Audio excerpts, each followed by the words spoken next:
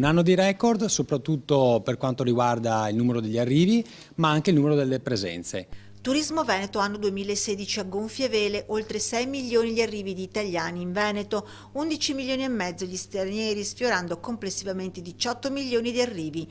Non da meno le presenze, ovvero chi ha pernottato una media di 3 giorni, quasi 21 milioni e mezzo di italiani, solo nel 2007 si era fatto di meglio. Ottima la performance anche delle presenze straniere, sfiorati i 44 milioni, turismo che ancora una volta si conferma motore dell'economia veneta. 12 miliardi di fatturato e di circa l'8%, qualcosa in più, del PIL veneto. Quindi è chiamiamola volgarmente, la prima industria del Veneto.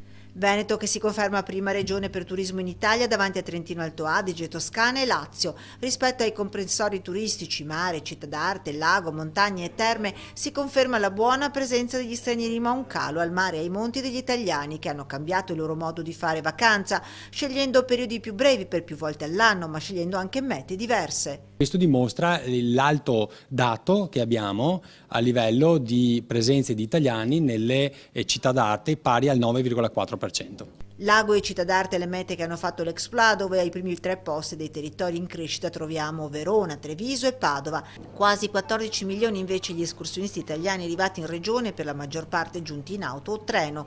Obiettivi per il futuro: migliorare e innovare. Per chi vuol fare il furbo, in riferimento alle continue scoperte di strutture abusive, non mancano i controlli. Con le ultime norme che noi abbiamo fatto in collegato alla finanziaria, permettiamo agli agenti di polizia municipale di controllare anche tramite online chi affitta in nero, diciamo, i propri appartamenti, quindi in maniera abusiva, e sono perseguibili dalla legge e sanzionabili.